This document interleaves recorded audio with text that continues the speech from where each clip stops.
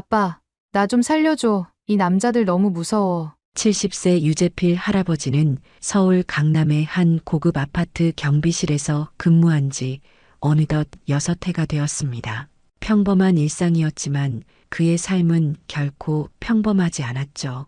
그는 젊은 시절 대테러 특수부대 팀장으로 국가를 위해 헌신했던 영웅이었습니다. 하지만 지금은 그저 주민들에게 경비실 할아버지로만 불리는 평범한 노인이 되었어요.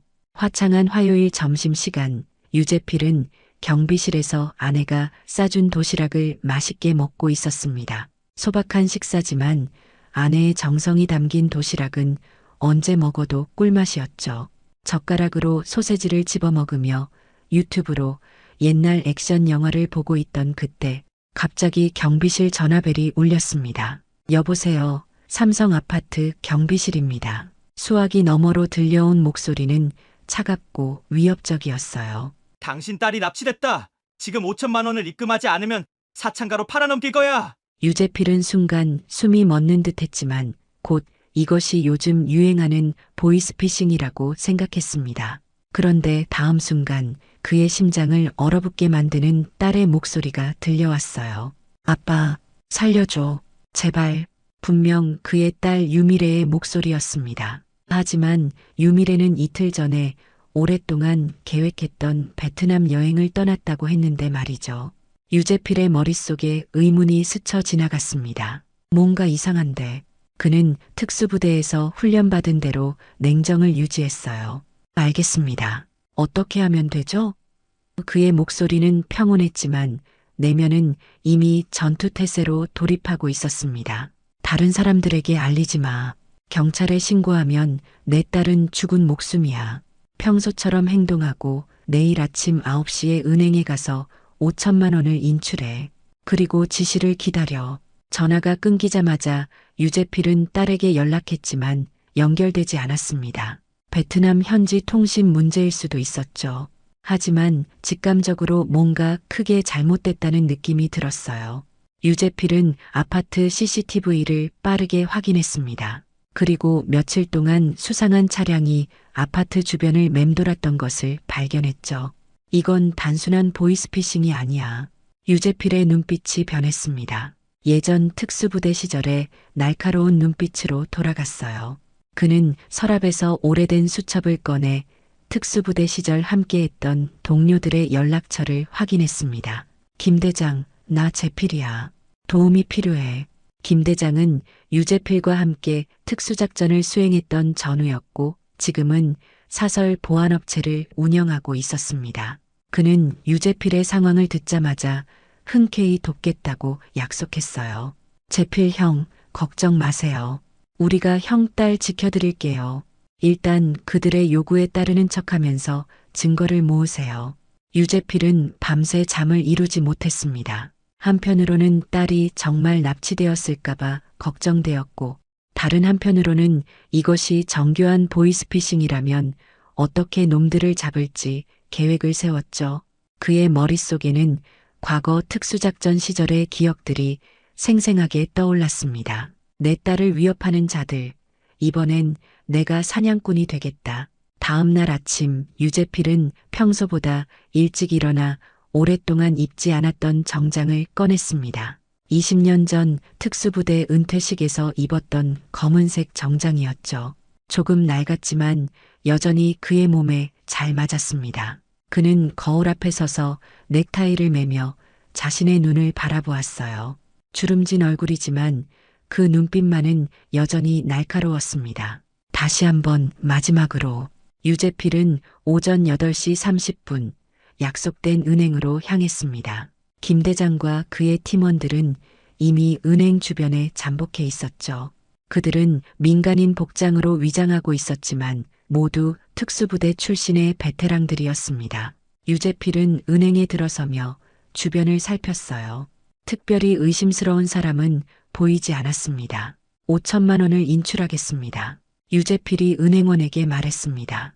은행원은 놀란 표정으로 그를 바라보았어요.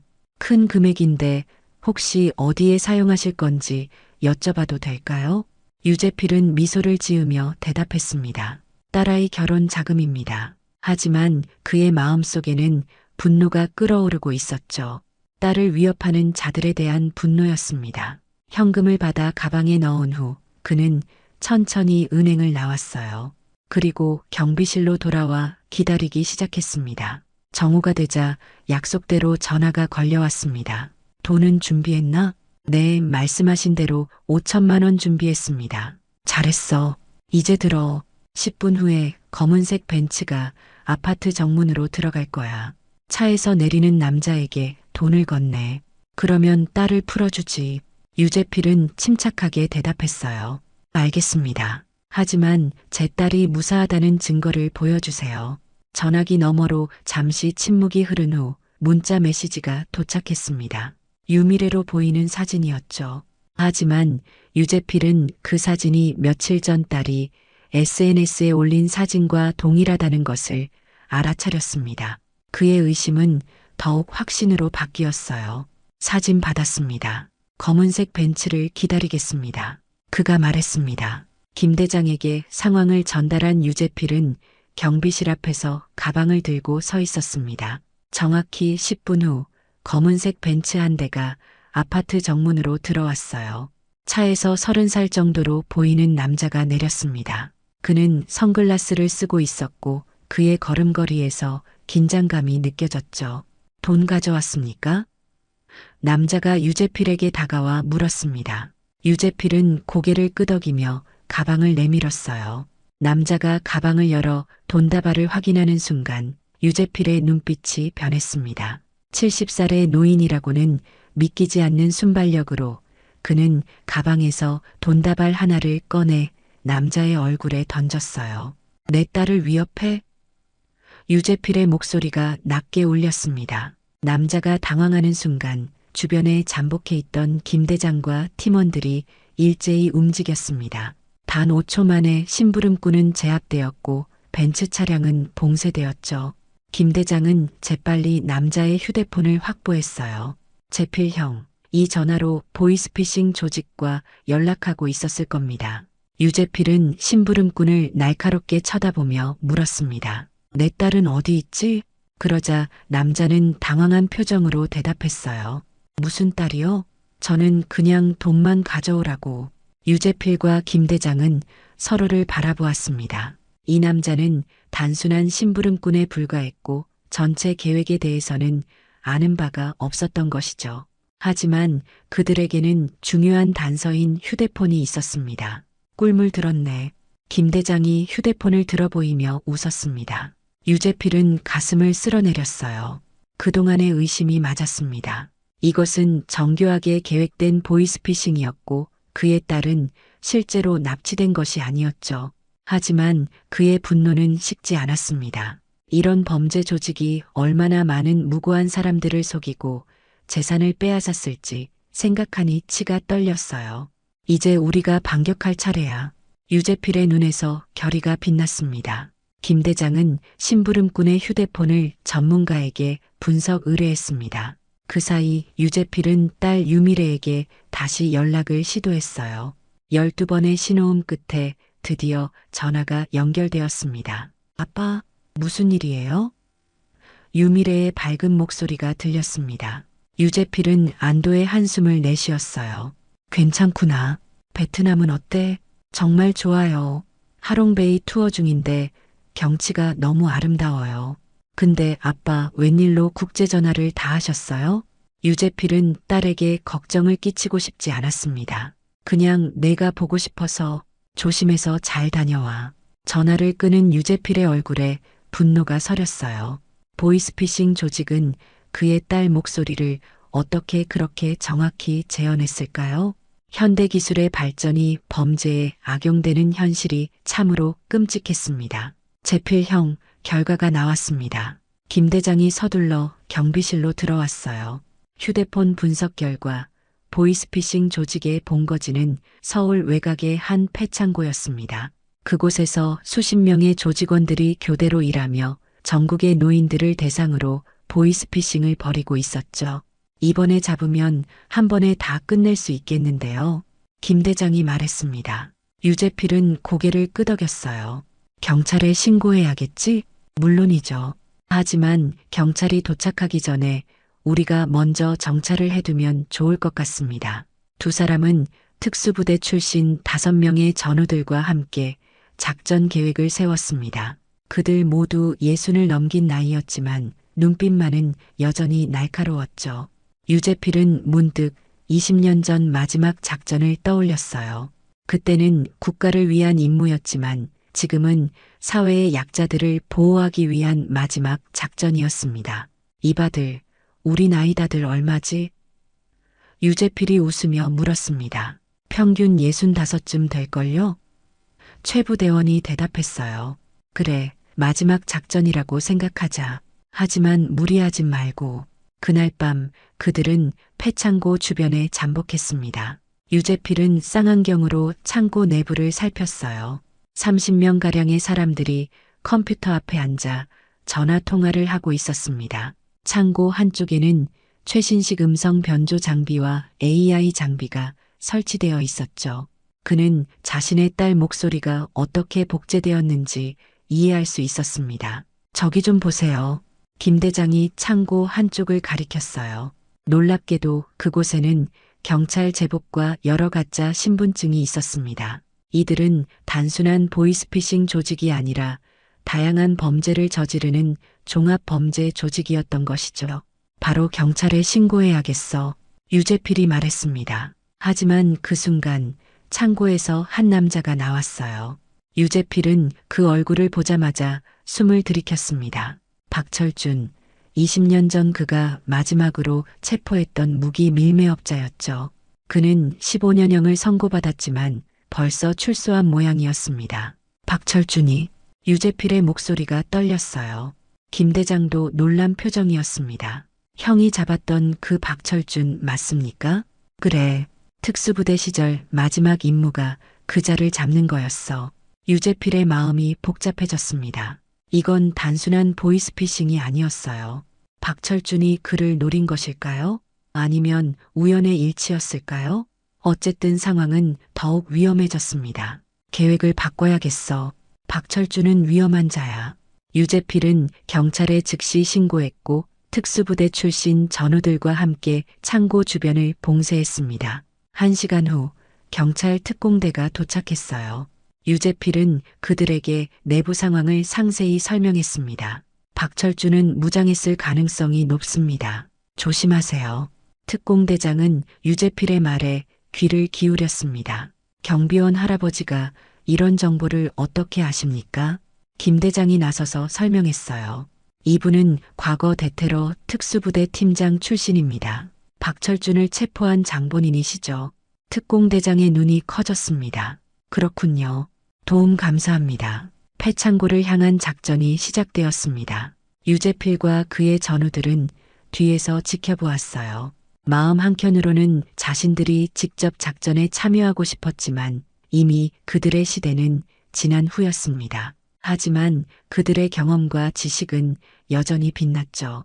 오래된 칼이라도 칼날은 여전히 날카롭다고 했지.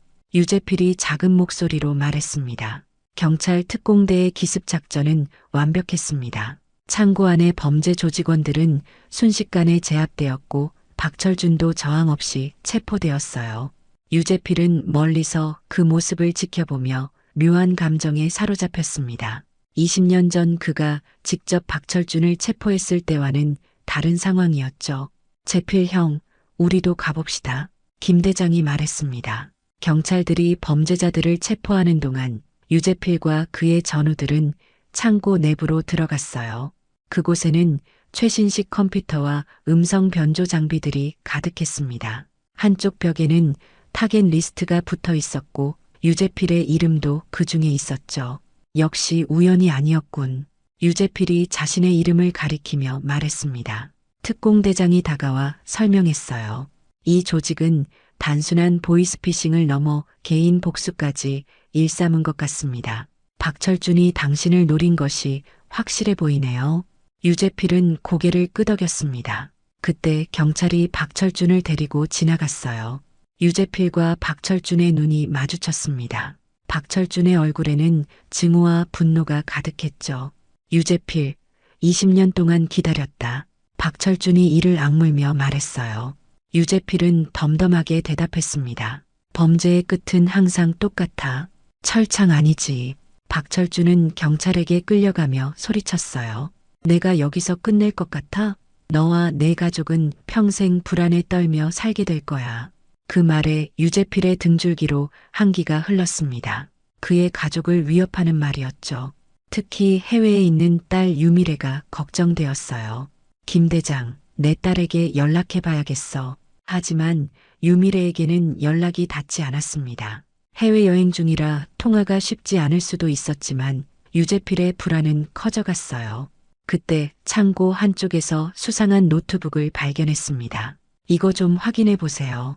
경찰 수사관이 유재필을 불렀습니다. 노트북에는 박철준의 비밀 계획이 담겨 있었어요. 그는 유재필의 가족을 노리고 있었고 특히 베트남 여행 중인 유미래를 위험에 빠뜨릴 계획이었습니다. 노트북에는 베트남 현지 조직원들의 연락처도 있었죠. 딸이 위험합니다.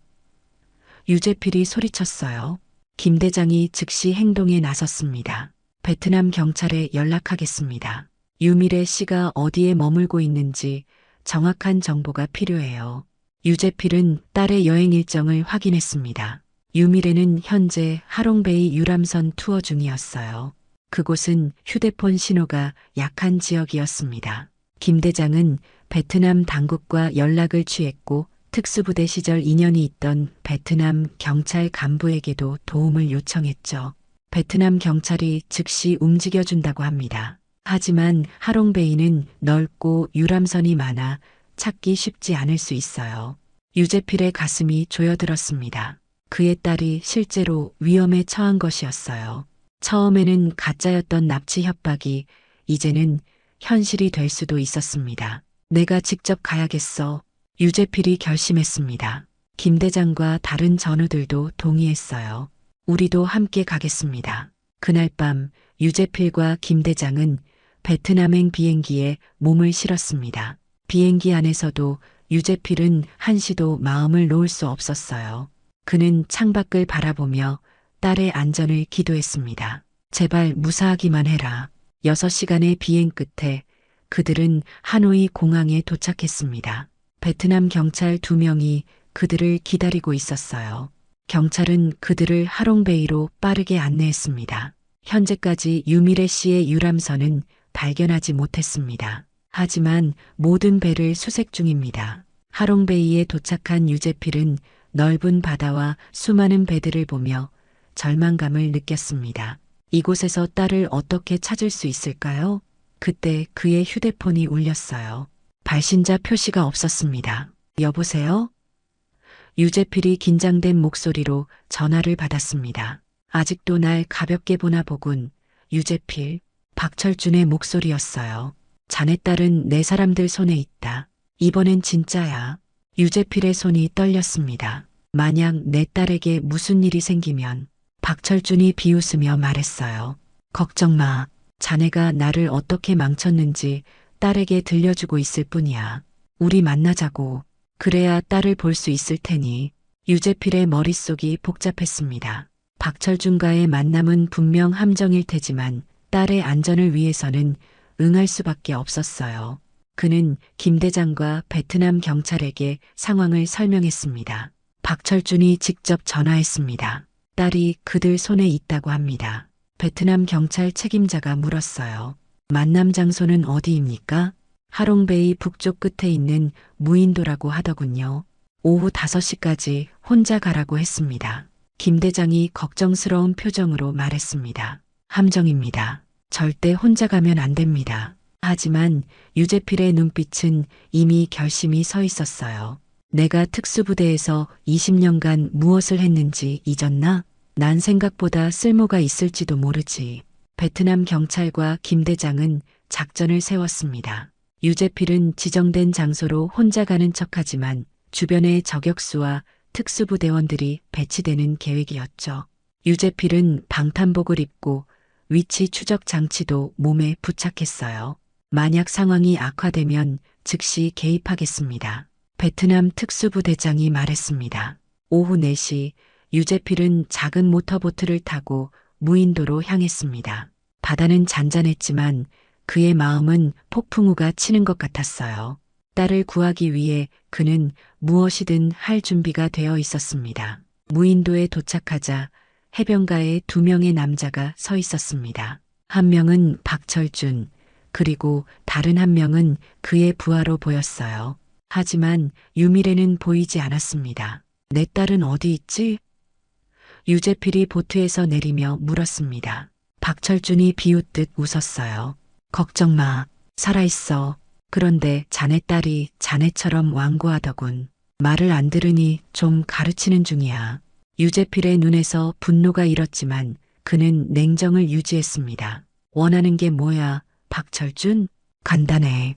자네가 나에게 했던 것처럼 내가 자네에게 복수하고 싶은 거지.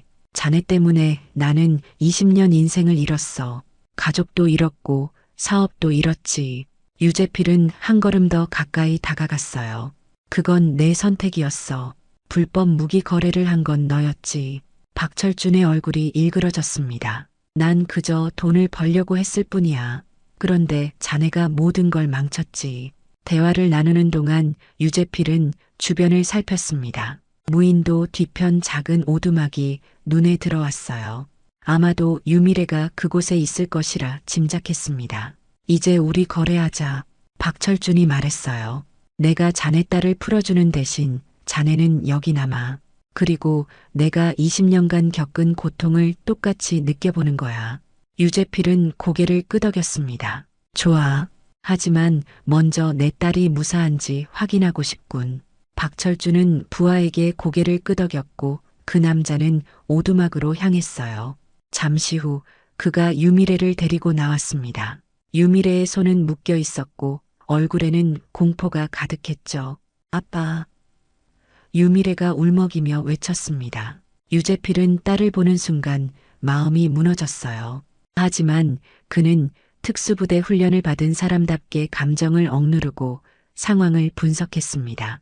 유미래 주변에 더 이상의 경비는 보이지 않았고 박철준과 부하 한 명뿐이었죠. 이제 딸을 풀어줘. 유재필이 요구했습니다. 박철준이 비웃었어요. 자네가 먼저 이리 와.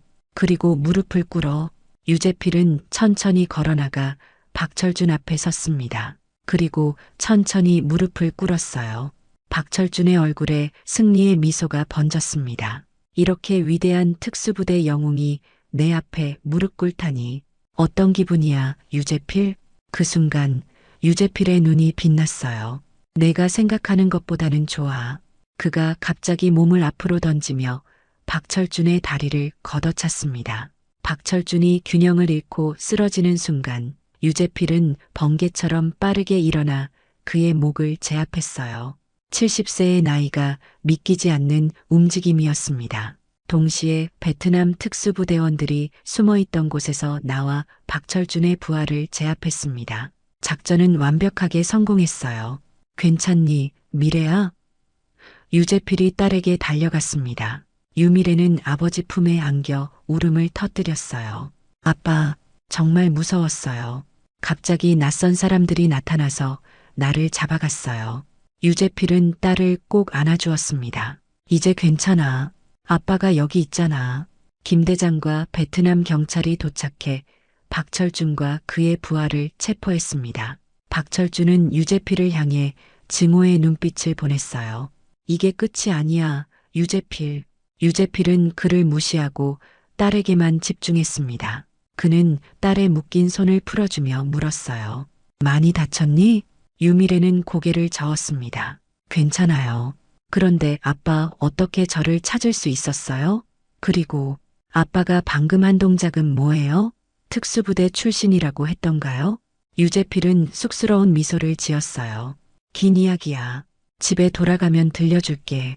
베트남에서 한국으로 돌아오는 비행기 안 유재필과 유미래 부녀는 나란히 앉아 있었습니다. 유미래는 아버지의 손을 꼭 잡고 있었어요. 그동안 평범한 경비원 할아버지라고만 생각했던 아버지의 놀라운 과거와 용기에 새삼 감동했습니다. 아빠, 20년 동안 왜 한 번도 특수부대 이야기를 해주지 않으셨어요? 유미래가 물었습니다. 유재필은 창밖으로 펼쳐진 구름을 바라보며 부드럽게 미소 지었어요. 그럴 필요가 없었지. 그건 이미 지나간 일이었으니까. 하지만 정말 자랑스러운 일인데요. 나라를 위해 그렇게 위험한 임무를 수행하셨잖아요. 유재필은 딸의 손을 토닥였습니다. 진정한 영웅은 자신의 공적을 자랑하지 않는 법이란다. 나는 그저 내 의무를 다했을 뿐이야. 유미래의 눈에 감동의 눈물이 맺혔어요. 그동안 아버지를 그저 평범한 노인으로만 여겼던 자신이 부끄러웠습니다. 비행기가 인천공항에 착륙했을 때 놀랍게도 작은 환영 인파가 그들을 기다리고 있었어요. 김 대장과 특수부대 전우들, 그리고 백두 아파트 주민들까지. 유재필의 아내 최순자 여사는 꽃다발을 들고 공항 입구에서 눈물을 글썽이며 기다리고 있었습니다. 여보, 정말 걱정했어요. 최순자 여사가 남편을 꼭 껴안았어요. 유재필은 쑥스러운 듯 아내를 안아주었습니다. 괜찮아. 이제 다 끝났어. 김 대장이 다가와 격려를 했어요. 팀장님, 박철준과 그의 조직은 모두 검거되었습니다. 이번 작전으로 국제 보이스피싱 조직의 주요 거점을 일망타진했습니다. 뉴스 기자들도 몰려와 유재필에게 질문을 쏟아냈습니다. 유재필 씨, 70세의 나이에 국제범죄 조직을 검거하는데 앞장선 소감이 어떠십니까? 유재필은 카메라를 향해 겸손하게 미소 지었어요. 저는 그저 딸을 구하고 싶었을 뿐입니다. 실제 공로는 경찰과 특수부대원들에게 있습니다. 그날 저녁 유재필의 집에서는 작은 축하 모임이 열렸습니다. 백두 아파트 주민들이 모여 그를 진심으로 축하해 주었어요. 평소 그저 경비실 할아버지로만 불렀던 그들의 눈빛이 이제는 존경으로 가득 찼습니다. 유 선생님, 이제 보니 우리가 정말 든든한 분을 경비원으로 모시고 있었네요. 아파트 대표가 말했습니다. 유재필은 겸손하게 고개를 숙였어요. 과찬이십니다. 저는 그저 제 일을 했을 뿐입니다. 모임이 끝나고 집에 남은 가족들만의 시간, 유미래는 아버지에게 진지하게 물었습니다. 아빠, 왜 그렇게 대단한 경력이 있으면서 아파트 경비원으로 일하신 거예요? 유재필은 잠시 생각에 잠겼다가 대답했어요. 나이가 들면서 깨달았단다. 화려한 직함이나 명예보다 중요한 것은 일상의 평화와 가족의 행복이라는 걸. 경비원 일은 나에게 맞았어. 다른 사람들의 안전을 지키는 일이니까. 유미래의 눈에 감동의 눈물이 고였습니다. 아빠, 정말 자랑스러워요. 다음 날 유재필은 평소처럼 경비실로 출근했습니다. 하지만 모든 것이 달라졌어요. 주민들은 그를 새로운 눈으로 바라보았고 아이들은 그를 슈퍼 할아버지라고 부르며 따랐습니다. 유재필은 경비실 의자에 앉아 창밖을 바라보았어요. 70년의 세월이 흘렀지만 그는 여전히 자신의 자리에서 최선을 다하고 있었습니다. 어쩌면 이것이 진정한 영웅의 모습인지도 모르죠. 점심시간, 그는 여느 때와 같이 아내가 싸준 도시락을 꺼내 먹었습니다. 그때 경비실 문이 열리고 유미래가 들어왔어요. 아빠, 제가 유튜브에 아빠 이야기를 올렸더니 조회수가 100만이 넘었어요. 사람들이 아빠 같은 분이 더 많이 알려져야 한다고 해요. 유재필은 쑥스럽게 웃었습니다. 내가 뭐 그리 대단한 일을 했다고. 유미래는 아버지 옆에 앉아 어깨를 감싸 안았어요. 아빠 나이는 그저 숫자일 뿐이라는 걸 보여주셨어요. 70세에도 영웅이 될 수 있다는 걸 모두에게 증명하셨잖아요. 유재필은 딸을 바라보며 따뜻한 미소를 지었습니다. 사람은 나이가 들어도 가슴속 불꽃은 꺼지지 않는 법이란다. 중요한 건 자기 자리에서 최선을 다하는 거지. 그의 말은 백두 아파트를 넘어온 나라에 퍼져나갔습니다. 나이는 숫자에 불과하며 진정한 영웅은 화려한 언변이나 외모가 아닌 묵묵히 자신의 자리를 지키는 평범한 사람들 속에 있다는 메시지로 말이죠. 유재필 할아버지의 이야기는 많은 사람들에게 희망과 용기를 주었습니다. 특히 은퇴 후 자신의 가치를 의심하던 많은 노년층에게 새로운 의미를 전해주었어요. 누구나 자신만의 방식으로 영웅이 될 수 있다는 진리를 일깨워 준 것이죠. 평범한 일상 속에서도 비범함을 잃지 않는 것, 그것이 진정한 인생의 승리입니다. 유재필이 인터뷰에서 한 말은 많은 이들의 가슴에 깊이 새겨졌습니다. 오늘의 사연 어떻게 들으셨나요? 오늘도 귀한 시간 내어주시고 끝까지 시청해주신 구독자 여러분, 진심으로 감사드립니다. 그리고 사랑합니다. 다음 영상을 누르시기 전에 잠깐 구독과 좋아요 먼저 꼭 눌러주시면 부자 되실 거예요.